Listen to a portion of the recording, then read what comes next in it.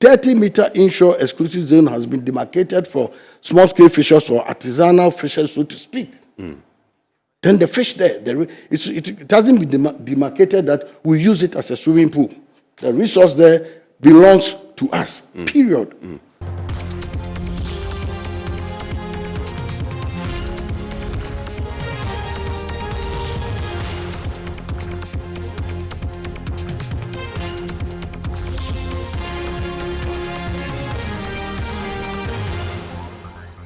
Hello and welcome to Eye on Port, where we bring Ghana's ports and maritime industry closer to you. This program is made possible by Ghana Revenue Authority, GOIL, PLC, Serene Insurance, Ghana Link, Meridian Port Services, and Phoenix Insurance. It is powered by Ghana Ports and Harbours Authority. Our media partner is the Business and Financial Times. Viewers, this week we continued our discussion on the proposed extension of Ghana's inshore exclusive zone from 6 nautical miles to 12 nautical miles and what it means for industrial fisheries. However, this week we roped in Nana Jojo Solomon, who is the president of the Ghana National Canoe Fishermen Council, and he also happens to be the president of the National Fisheries Association of Ghana, NAFAG. Joining us this week again was Restani Amafiu, who is the Vice President of the National Fisheries Association of Ghana. This is an excerpt of that discussion.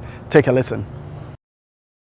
So let me come to Mr. Jojo Solomon and find out from you. I'm sure you are aware of the current extension of the inshore exclusive zone, and that's from 6 nautical miles to 12 nautical miles.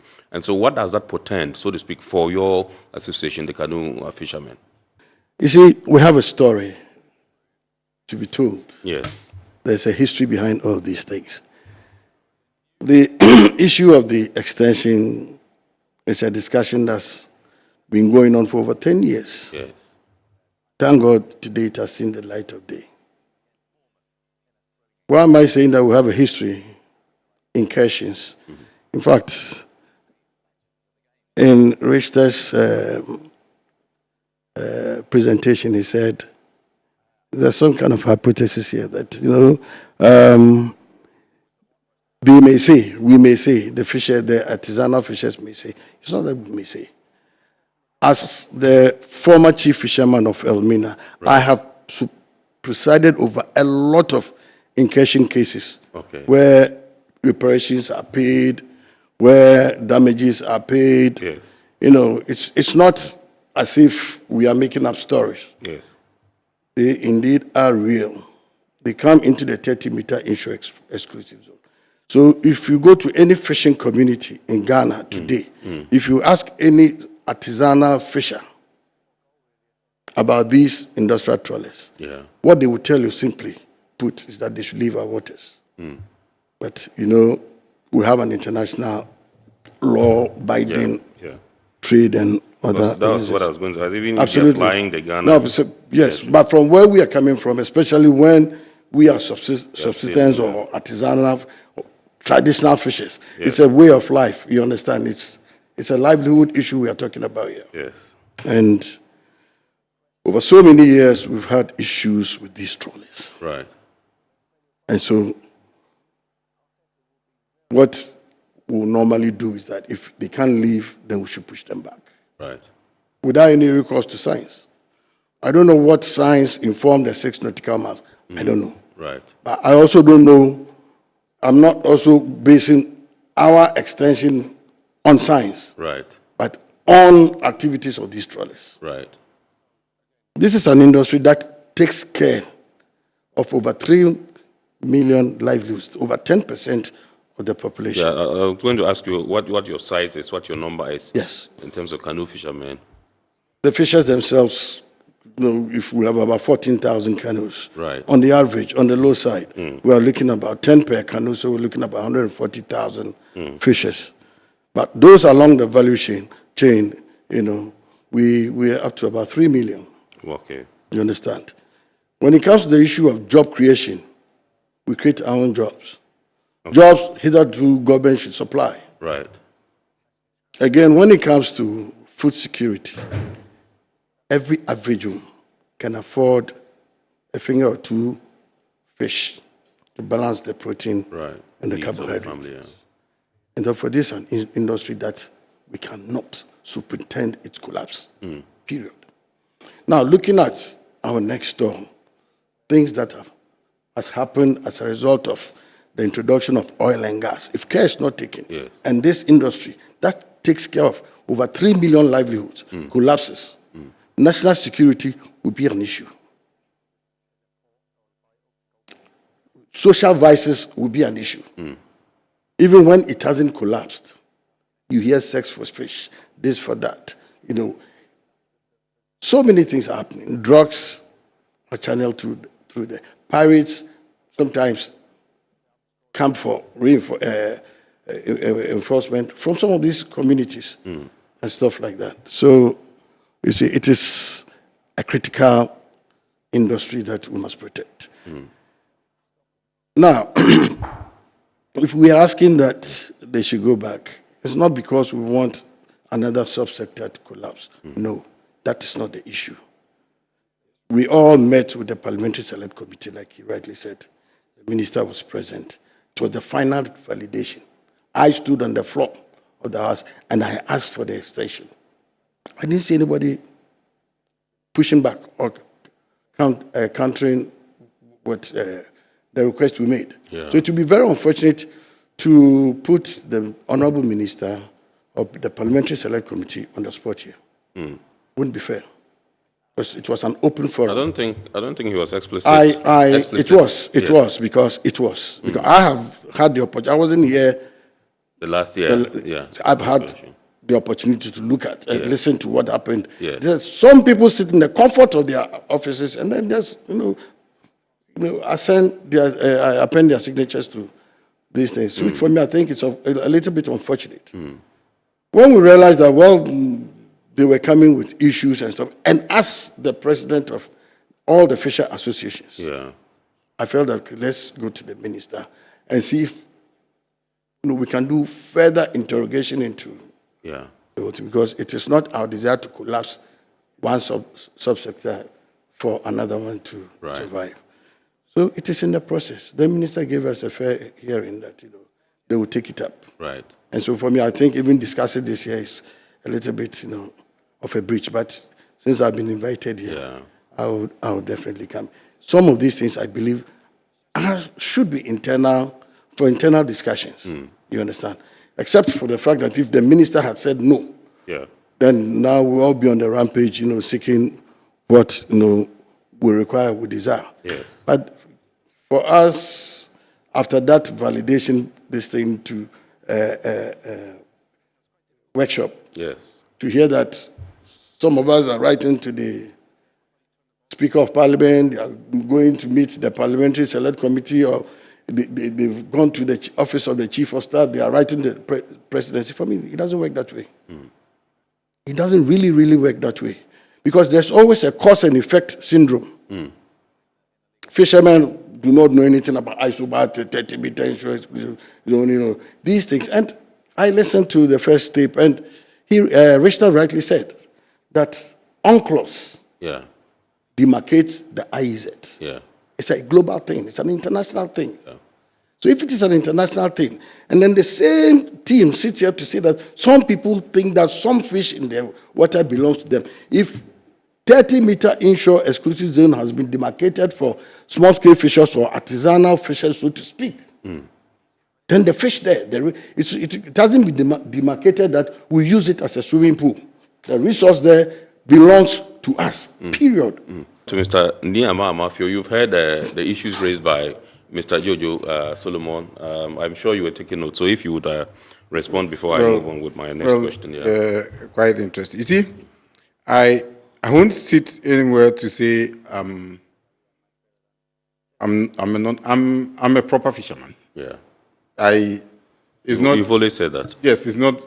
I started fishing with my cousins when I was in GHS1. 11, 12 years. Yes. So there is no canoe fishing activity I do not know. I have sat in the smallest canoe, the one that you sail to fish. That's where I learned my fishing. Yes. I've sat in the poly fishing, and at least 80% of my cousins are fishermen. Right. The chief fisherman from Tema is from my family.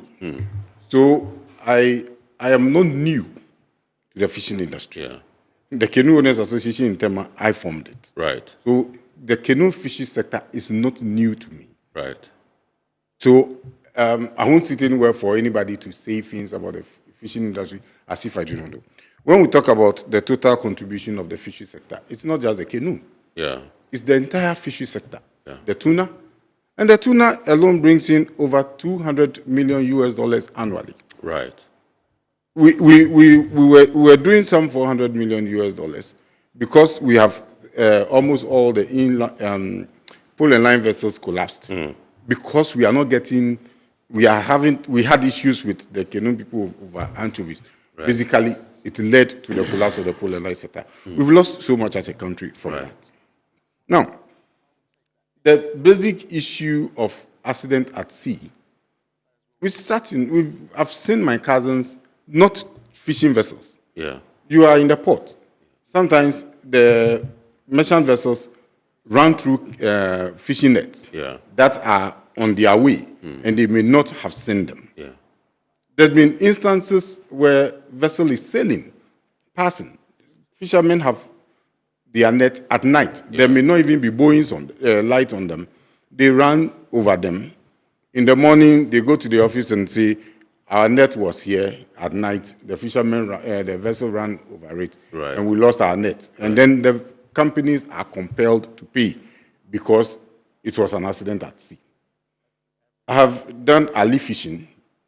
We go fishing around 5, 6 p.m. We lay our net, we cast the net long. And so the net may be about 300, 400, sometimes 500 meters long. Right. And then it will be lying in the sea. We will be sleeping. By morning, 3 a.m., we start pulling to see if we have made some catches. Yeah. When the net is that long and the vessel runs over them, you may not see it. It doesn't mean that the vessel is fishing in the IEZ. Right. It means that the vessel is passing. Right. We need to differentiate between the vessel fishing in the IEZ and the vessel passing, and there is an accident at sea. Yeah. There are two distinct issues that we need to very issues of they are foreigners, take them out.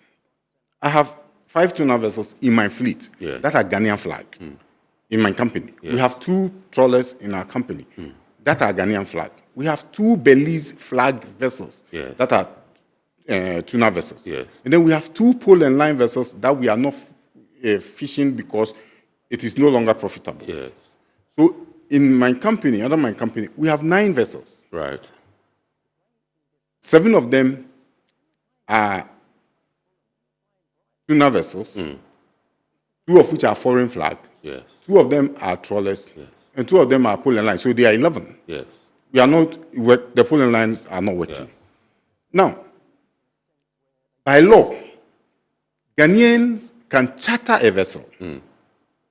Ghanaians can acquire a vessel through hire purchase. Right. And Ghanaians can acquire a vessel as an outright sale. Right. This matter came up, it went to Yoko. Now, if the vessel is acquired through a hire purchase, Ghanaians own it. Yes. But the ownership is delayed until you have done your payment. Yes.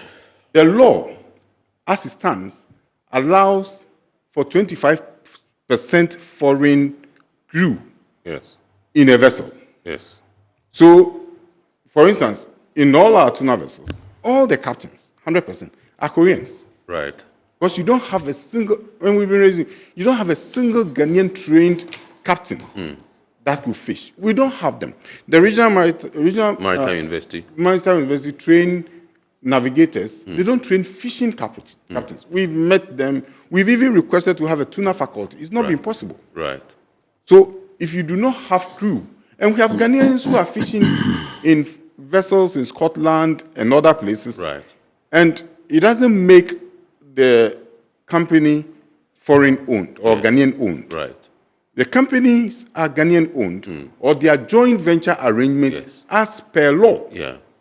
And these are clear legal provisions. Absolutely. Now, so when you find a Ghanaian flag vessel and you say they are foreigners, they should leave the country, it's a bit worrying.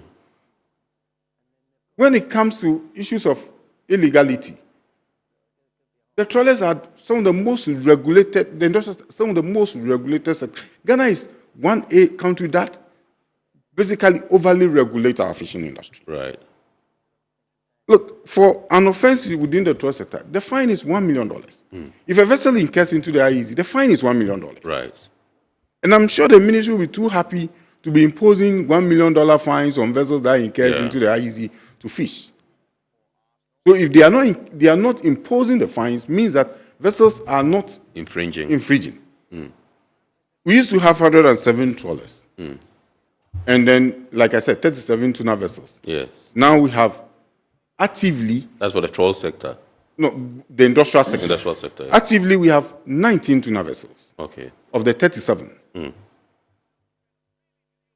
And then we have 45 trawlers working. If they are distributed along the shorelines of Ghana, I'm not sure they may even be able to do much. We have over 13,000 canoes. I do not want to use the occasion to discuss who is doing illegalities. This is not the occasion. The occasion is to look at whether or not the decision falls within the principle of getting everybody to have a fair share of the national resources. 6 nautical miles, which is what is happening globally, is about 11 kilometers. 11 kilometers from the baseline is quite a distance. If you do 22 nautical miles, 12 nautical miles, it is 22 kilometers from the baseline. That is very far. I pick my vessel, and all I do is to swim, and most of the trawlers trawl and then the tuna vessels go towards the east. Is to steam to wherever I'm going, and then go further 22 kilometers. The quantum of fuel I will consume, and then we raise issues of, if it's trawlers, the law says do bottom trawl, the size of the vessel and all of that. These are issues that we are raising, that you cannot just do these things without any scientific backing. There is a reason you are doing 6 nautical miles. And the 6 nautical miles is not exclusive to industrial trawl. The law says that nobody, so even if you have a canoe and you want to trawl in the 6 nautical miles, it's not allowed. It's not just trawlers. Industrial vessels are not allowed to fish at all in the 6 nautical miles or 30-meter contour depth, as may be the case. But then, when it comes to trawling, nobody's allowed to trawl in the 6 nautical miles.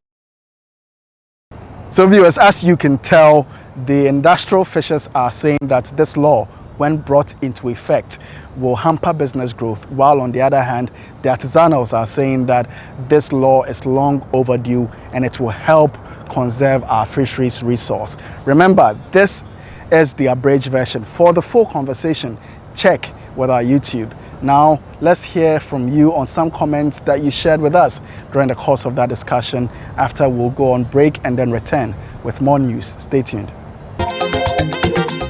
Ni Tete Mate from Jamestown says, "Hello Iron Pot. Canoe fishermen have suffered for years. The 12 miles will finally give us chance to survive." Abe from Elmina says, "This matter is not just about fishermen. It's about Ghana's blue economy. Leaders must be careful."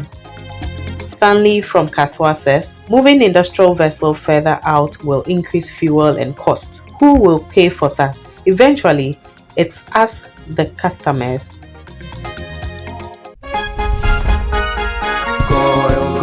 Good energy brings you quality choices with Goil Super XP. Available in many Goil stations nationwide. It is fortified with special additives that help your engine perform better and use less fuel.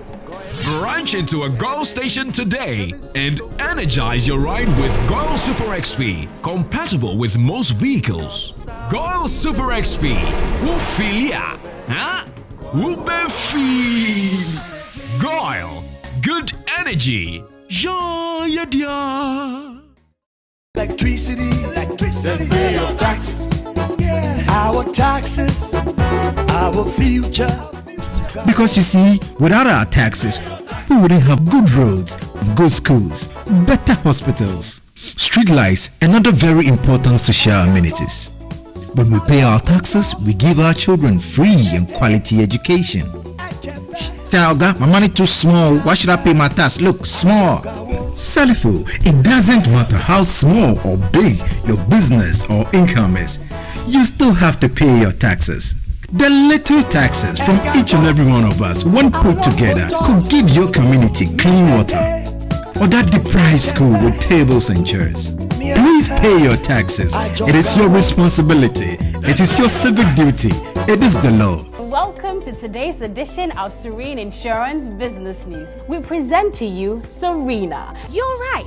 You can complete an entire insurance process for the purchase of any motor and other insurance products, from onboarding to issuing a motor insurance sticker and policy certificate, all on WhatsApp in less than 10 minutes. Serena is simple to use and it prioritizes user ease and flexibility. You can either use voice notes or text to effortlessly issue your instant policy, cross-platform renewals, claims, and also process your payments through mobile money, Visa, and MasterCard. To engage Serena, just search for Serena Insurance on all social media handles and scan the Serena barcode or save her number 0500 517 114 and start chatting her on WhatsApp immediately. There you have it. Serena is not just a tool, it's an innovation by Serene Insurance designed to redefine how motor and travel insurance are accessed and managed. Speed, convenience, and reliability.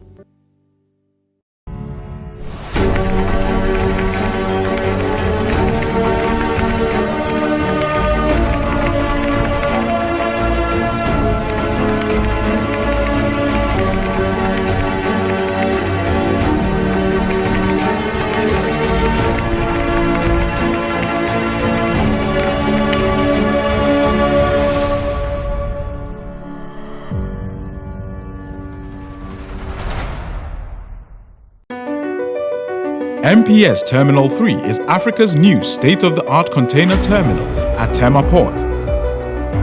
For manufacturers, agro-processors and traders, the new port means business can be done faster.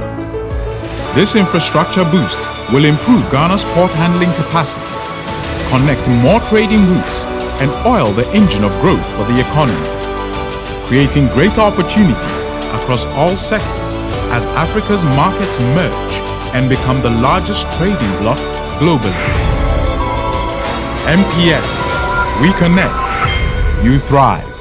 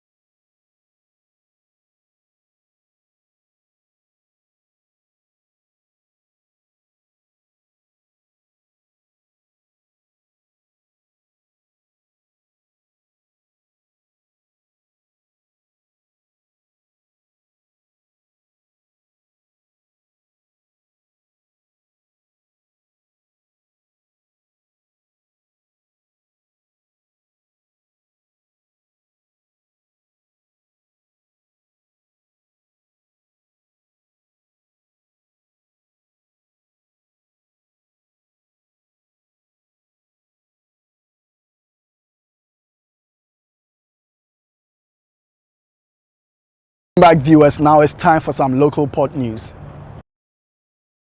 A 45-member delegation from Nigeria's elite Defense Intelligence College, currently undertaking the 2025 Advanced Defense Intelligence Officers course, has paid a working visit to the port of Tema as part of a study tour to Ghana. The group, led by Commandant Rear Admiral P.E. Efa, was received by the Tema Port Security Manager, Colonel Daniel Atobra Bonda, alongside other top management officials of the Ghana Ports and Harbours Authority. During the engagement, GPHA's Marketing and Corporate Affairs Manager, Nana Esi Soderberg, delivered a presentation on the authority's operations, highlighting the strategic role of Tema Port in facilitating trade and supporting Ghana's economy. Colonel Bonda outlined specific security interventions being implemented in collaboration with other security agencies to safeguard Ghana's ports, anchorages, and territorial waters. In Ghana, we rely on the International Ship and Port Facilities Security Code. We are an ISPS port compliant. And that gives us the opportunity to have the Port Facilities Security Committee, which has members of all these agencies collaborating at one point or the other. There are also subcommittees like the Port Control Unit, which is headed by the Narcotics Control Commission for specific things. We share information and we share intelligence through this organization.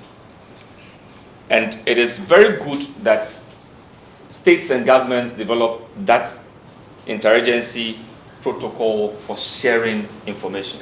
Rear Admiral Efa told Iron Port that the visit forms part of the college's efforts to strengthen shared interest in defense operations within West Africa, adding that he was pleased with the application of international security protocols at Ghana's ports. Port security, almost world over, is basically, a lot of ports have adopted the ISPS code. And once you begin to change and to adopt that, then the layup in most ports are similar. So it's heartwarming to know that the Ghanaian port is working with international standards. So that's just what I want to say, that look, they've complied with international standards. Everything is good, everything is smooth. And the fact that they also monitor their harbor, the anchorage areas, using cameras, drones, and other forms of technology, is also heartwarming. So I just give it to them and I say, well done, keep it up. The visit to Tema Port follows a series of engagements with other maritime security actors such as the Ghana Navy and Ghana Maritime Authority, all geared towards enhancing know-how and skills of security personnel operating along the Gulf of Guinea.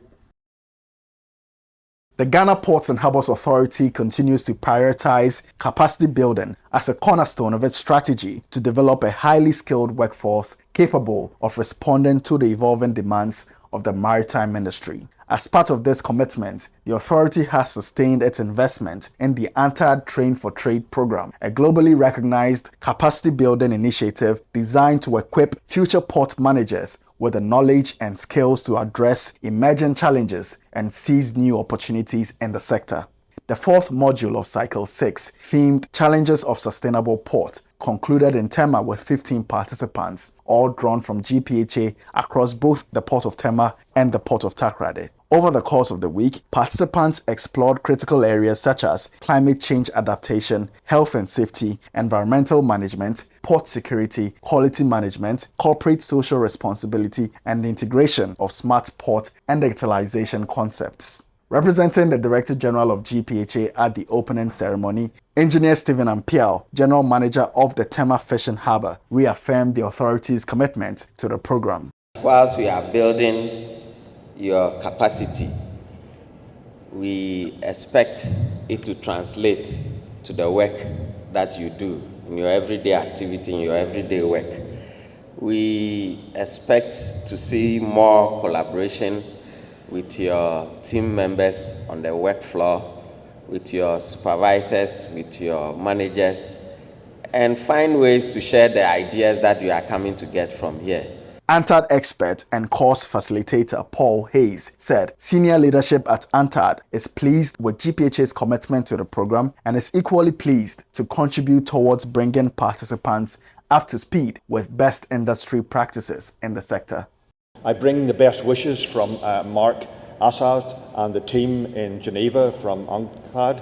I know they are really impressed with the way Ghana has facilitated this course, and we're on Cycle 6 now, and this is a great opportunity for each of the US delegates to gain this knowledge on this internationally recognized course. Facilitated by UNCTAD experts alongside resource persons from within GPHA, the module also examined future-proofing strategies for ports through the adoption of innovative technologies, environmental stewardship, and socially responsible policies.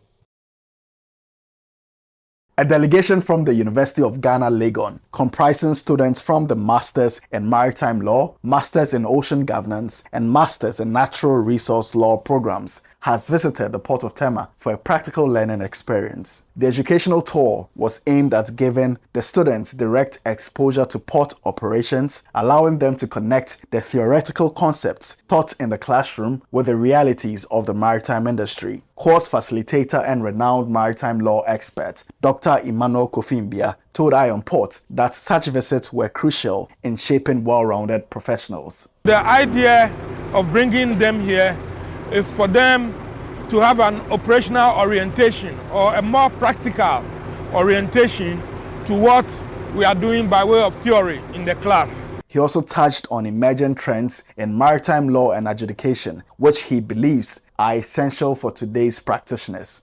If you take the container ship behind us, you'll find out that a lot of the containers are stacked on deck. You know, hitherto cargo which was stacked on deck and stated as such in the bill of lading were not regarded as cargo. Today, however, a lot of the cargo in containers is stacked on deck, and therefore deck cargo is within the ambit of the rules. So it gives a better appreciation. Executive Director of the Center for International Maritime Affairs, Ghana, and a student of the program, Albert Derek Fiatui, described the tour as a valuable complement to their academic work. You know, sometimes in Africa, our challenge is the fact that we go to school to learn things in the books. So we are more theory-based than practical-based. So opportunities like this makes people see firsthand what actually happens practically. And so when after school they are employed to work, they know exactly what they are supposed to do. Another participant, Deladem Chagli, also shared her impressions, noting that practical orientation would greatly enhance their understanding of the subject matter. It practicalizes a lot of the things that we've learned, and I think this is something that almost all Ghanaians should know because we import things in Ghana. During their visit, the group toured the port of Tema's 3 main operational terminals, observing at first hand the berthing of ships as well as cargo loading and offloading operations. Let us now take our lenses to the international stage and see what is happening there too.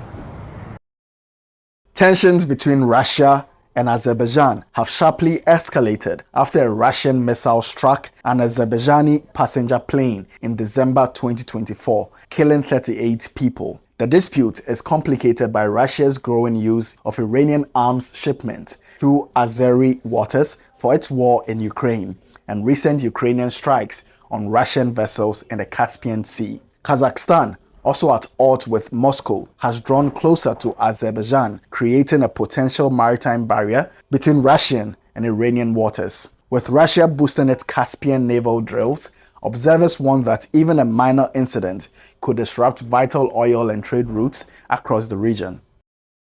New York has introduced its first hybrid electric public ferry, the Harbor Charger, built in Louisiana and designed to carry 1,200 passengers and 30 vehicles. Equipped with Siemens Energy's Blue Drive eco-propulsion and battery systems, the vessel can operate in zero-emission, battery-only or hybrid modes, potentially cutting carbon dioxide emissions by 600 tons annually and up to 1,400 tons once shore charging is installed. The $7.5 million federally funded charging infrastructure will enable the ferry to eventually operate fully electric, replacing the 1956 diesel-powered Lieutenant Samuel S. Corson. Officials hail the project as a milestone for sustainable maritime transport and a model for New York's wider clean energy goals, in line with the state's net zero ambitions. Our phrase of the day this week is Zero Emission Vessel, ZEV. A zero-emission vessel, or ZEV, is a ship whose operational emissions of greenhouse gases are zero or negligible. Such vessels may still generate other pollutants like nitrogen dioxide, but they must meet relevant air emissions regulations. The term emphasizes the elimination of engine-related carbon dioxide emissions during operation, although emissions along the fuel supply chain may remain non-zero.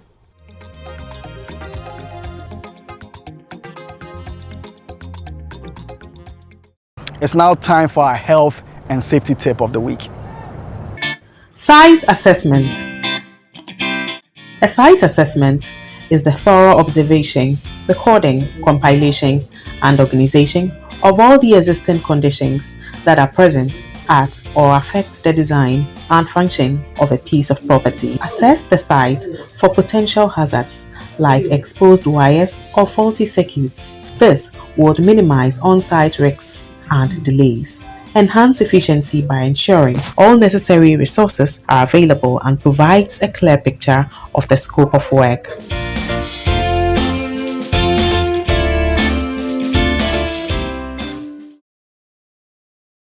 Let's now take a look at the schedule of vessels that have berthed in the ports of Tema and Takoradi. Those are the anchorages of both ports, as well as those expected in the coming weeks, plus the Bank of Ghana exchange rates, which you may need to know to clear your cargo with.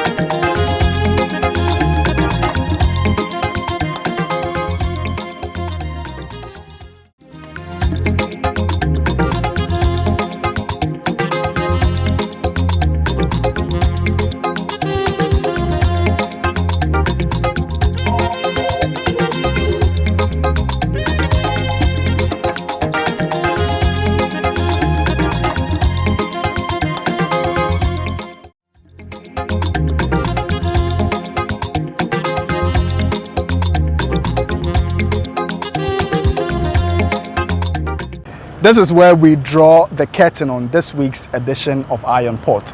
We hope, as usual, you've been informed and educated. Remember, all Iron Port content can be found on our YouTube channel, Iron Port. Subscribe, like, share our videos. Thank you for watching.